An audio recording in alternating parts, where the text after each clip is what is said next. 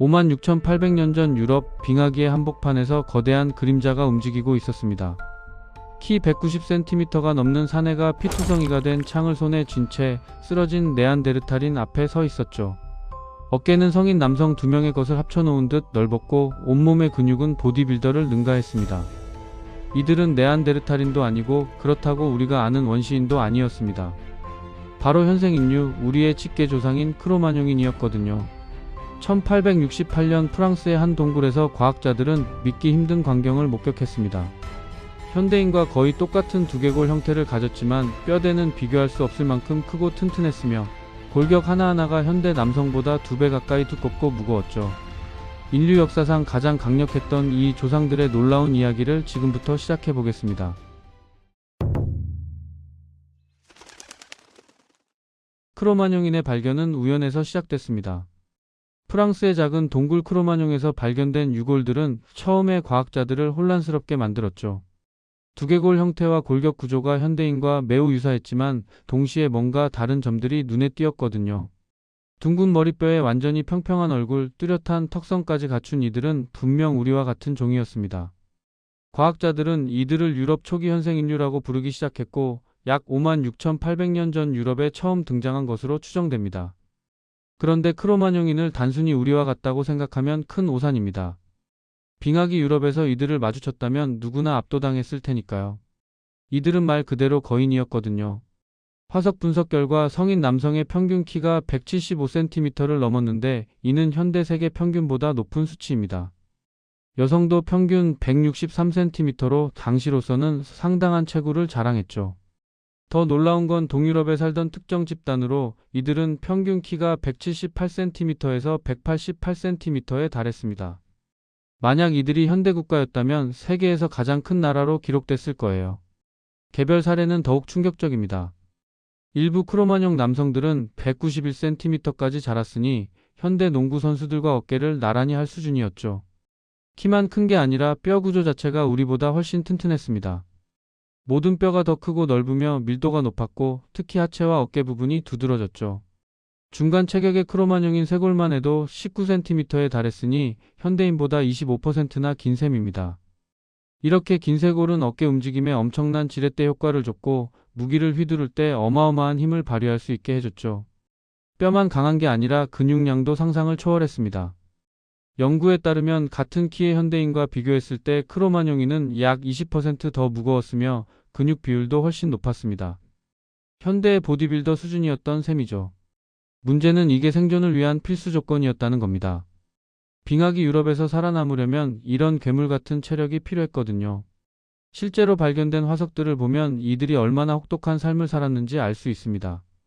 크로마뇽 동굴에서 발견된 유골들만 봐도 충격적입니다. 여러 개체에서 감염 흔적이 발견됐으며 대부분이 목뼈가 융합된 상태였죠. 이는 심각한 외상에서 비롯된 것으로 추정됩니다. 한 성인 여성은 두개골에 큰 골절상을 입었지만 그 후로도 상당 기간 생존했습니다.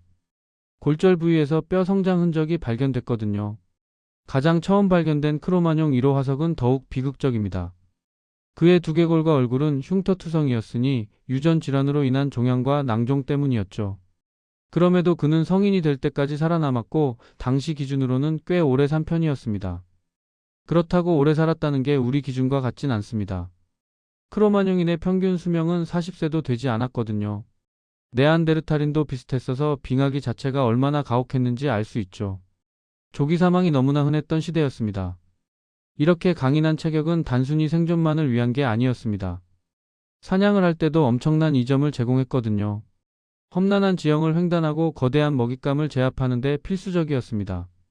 크로마뇽인들이 사냥한 동물들의 뼈를 보면 그들의 능력을 짐작할 수 있습니다.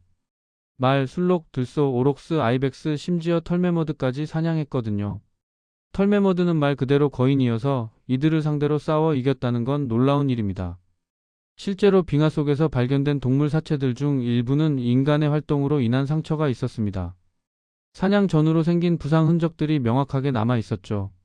최상위 포식자들도 안전하지 않았습니다. 다양한 고양이과 동물들과 하이에나 곰까지 크로마뇽인의 희생양이 됐으며 주로 돌과 뼈로 만든 창으로 사냥했습니다. 흥미로운 점은 이들이 사냥한 동물 중 상당수가 현재 멸종했다는 겁니다. 하이에나처럼 지역적으로 사라진 종도 있고 털메머드나 오록스처럼 완전히 멸종한 종도 있죠. 이런 멸종에 크로마뇽인이 최소한 부분적으로라도 책임이 있다는 게 학계의 견해입니다. 불행히도 이런 경향은 현대까지 이어지고 있습니다.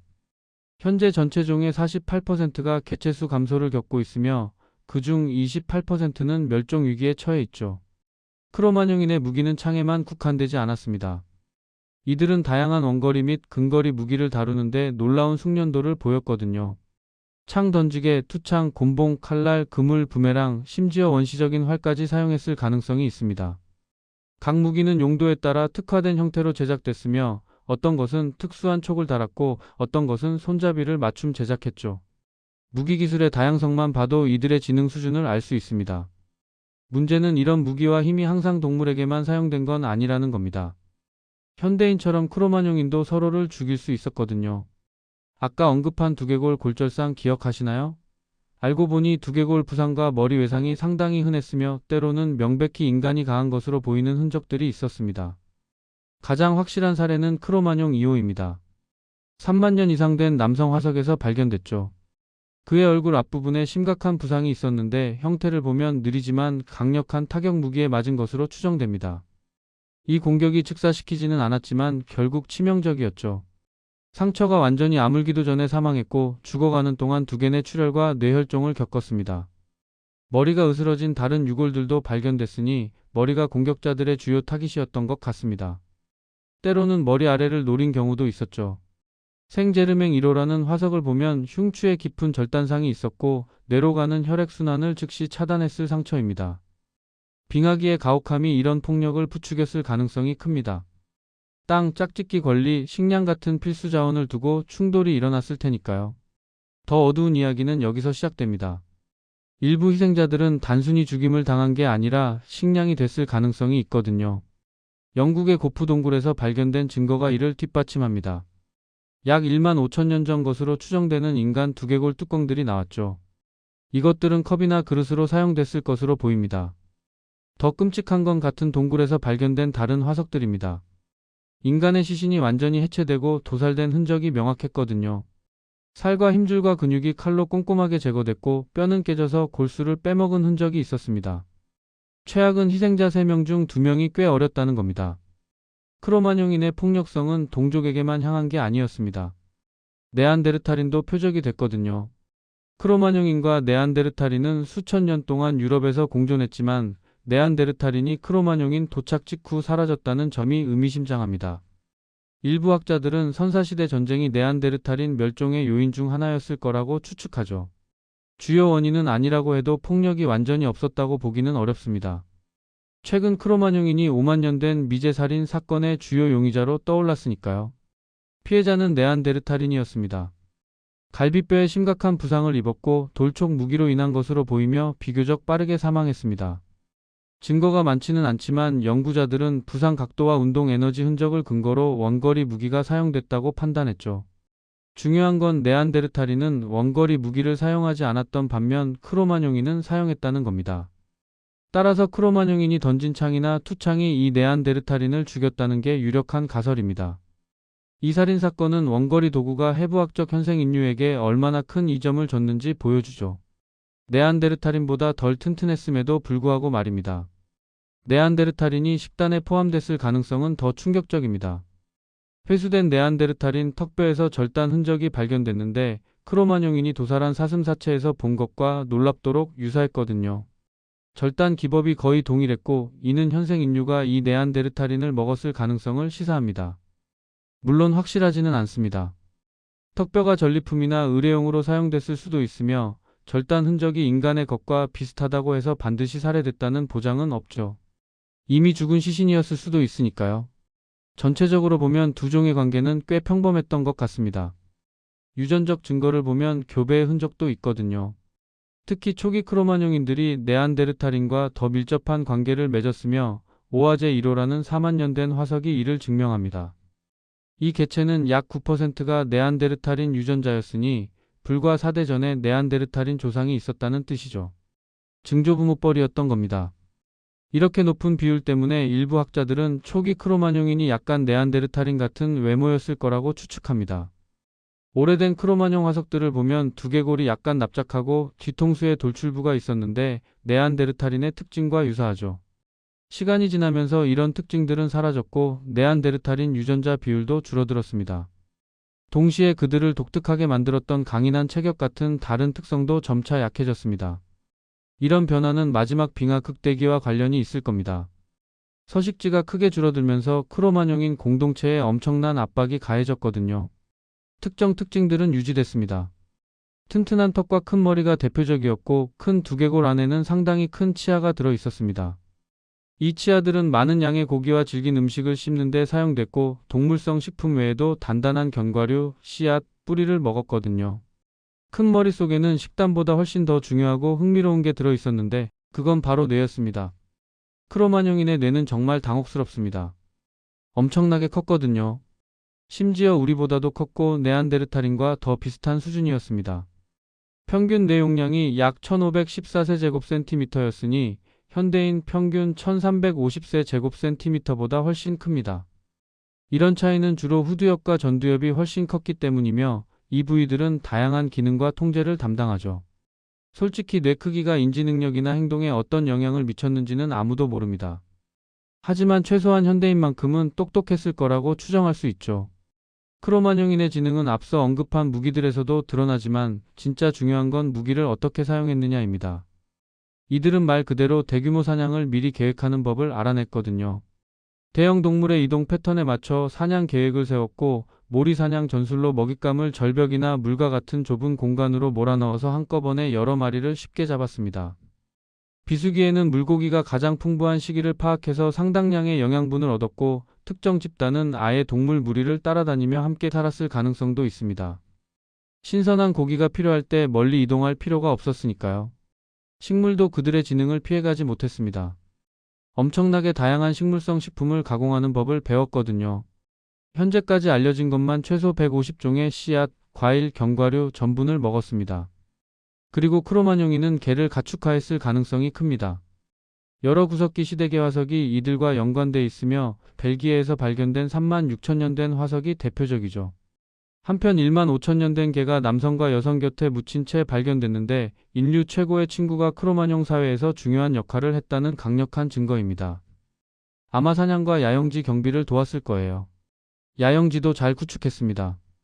때로는 동굴에 살았고 때로는 야외 장소에 거대한 움집을 지었습니다. 주로 매머드 두개골과 뼈로 만들었죠. 풀이나 동물 가죽을 안에 깔아서 원시적인 침구와 단열재로 사용했습니다. 주거지 안에는 보통 화로와 작업 공간이 있었는데 빙하기에도 생산적이어야 했으니까요. 실내 디자인은 움집 크기에 따라 제한됐고 작은 것들은 보통 추가 공간이 없었습니다. 이런 작은 주거지들은 매우 중요했습니다. 사람들이 따뜻하게 지낼 수 있는 주요 장소였거든요. 실제로 많은 움집 안에서 불의 흔적이 발견됐고 밖이 아니라 안에서 불을 피웠습니다. 야영지의 나머지 부분도 여전히 많은 용도로 쓰였습니다. 장소들은 보통 특정 구역으로 나뉘어 있었고 화로, 부엌, 수면 공간, 도살 공간이 각각 지정된 영역을 가졌죠. 또한 여러 야영지를 만들어서 계절에 따라 이동하는 증거도 있으며 한 거주지에만 묶이지 않고 계절성을 최대한 활용했던 겁니다. 발견된 유골수로 보면 이런 정착지들은 인력이 꽤 적었던 것 같습니다. 주민이 기껏해야 수십 명 정도였죠. 이 정도로도 충분했던 모양입니다. 사회생활이 부족할 걱정도 없었는데 크로마뇽 공동체들이 서로 무역을 통해 교류했거든요. 그냥 간단한 거래가 아니라 대륙 전체를 아우르는 본격적인 무역로였습니다. 원자재가 200km 이상 떨어진 집단에서 조달된 게 확인됐죠. 원자재 용도는 매우 다양했지만 흥미로운 건 일부 집단에게는 무역이 절대적으로 중요했다는 겁니다. 어떤 집단들은 무역에 너무 의존해서 그게 없었으면 멸망했을 거라는 가설도 있습니다. 특히 마지막 빙하 극대기 동안 기후가 서서히 악화되면서 사람들이 필수 도구와 자원을 얻기 위해 무역에 점점 더 의존했거든요. 무역은 또한 인류 역사상 가장 잔인한 환경 중 하나에서도 사람들이 번영하고 삶의 여유를 즐겼다는 걸 보여줍니다. 예술, 의복, 심지어 장신구까지 여러 정착지 사이에서 공유되고 거래됐으니까요. 크로마뇽인에게 예술은 특히 중요했던 것 같습니다. 다양한 형태의 예술이 발견됐고 심지어 자기 몸에도 예술을 했거든요. 주로 붉은 황토로 만든 큰 안료 덩어리를 사용해서 몸통, 얼굴, 팔다리를 장식했습니다. 디자인은 단순한 점부터 동물이나 인간 형상 같은 복잡한 것까지 다양했죠. 문신, 흉터, 피어싱도 있었지만 정도는 덜했는데 아마 감염으로 이어질 수 있어서였을 겁니다. 그들의 동굴 예술 실력도 대단했습니다. 많은 동굴에서 작품이 발견됐고 프랑스의 쇼베 동굴에서 발견된 유명한 것도 있죠. 이 예술 작품들에서 동물이 인기 주제였던 것 같은데 자주 사자, 사슴, 매머드, 말, 오록스, 들소를 그렸습니다. 심지어 인간 부위가 섞인 하이브리드 생물 같은 희한한 것들도 드물지 않았죠. 크로마뇽이는 특정 부위 그러니까 생식기에 꽤 집착했습니다. 비너스 조각상 들어보셨나요? 그게 크로마뇽인 작품이고 수천 년 동안 만들어졌거든요. 또한 그들은 음악도 즐겼습니다. 최초로 음악을 연주한 인류는 아니지만 그 시점까지 가장 복잡한 형태를 가졌을 가능성이 큽니다. 무기처럼 악기도 다양한 형태로 발견됐는데 플루트, 휘슬, 이디오폰, 드럼, 블로로가 알려진 악기의 일부에 불과하죠. 이런 도구들로 빙하기 음악가들은 엄청나게 다양한 소리와 곡을 만들어냈습니다. 실제로 그들의 음악 기술이 너무 발전해서 과학자들은 엄청난 양의 음악 역사를 놓치고 있다고 믿습니다. 갑자기 크로마뇽인이 그런 음악적 능력을 갖췄을 리 없다는 거죠. 이렇게 많은 걸 이뤄낸 크로마뇽인은 어디로 갔을까요? 사실 아무 데도 안 갔습니다. 빙하기가 휘몰아치는 와중에도 번성했거든요. 마지막 빙하 극대기가 극심한 추위 때문에 살 수 있는 지역을 일부 줄였지만 그 외에는 꽤 잘 지냈습니다. 수천 년에 걸쳐 매우 높은 출산율을 유지했고 공존했던 네안데르탈인보다 훨씬 빠르게 번식했죠. 이게 결국 유럽에서 지배적인 인류가 된 이유 중 하나일 겁니다.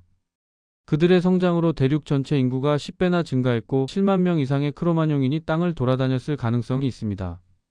지금은 작은 숫자지만 당시로서는 엄청난 규모였죠.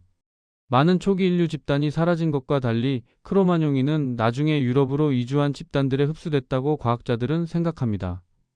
크로마뇽인의 연대기는 오리냐크 문화로 시작해서 그라베트, 솔리트레, 에피그라베트를 거쳐 마지막으로 막달레나 문화로 끝난 것으로 보입니다.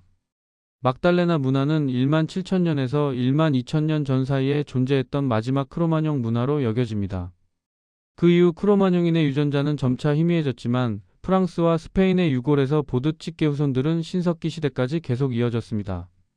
현대 인구는 그들의 유전적 유산을 훨씬 적게 물려받았지만 여전히 많은 유럽 인구 전체에 우리의 혈통이 이어지고 있습니다. 56,800년 전 빙하기 유럽을 지배했던 거인들, 크로마뇽인. 그들은 사라진 게 아니라 우리 안에 살아 숨쉬고 있습니다.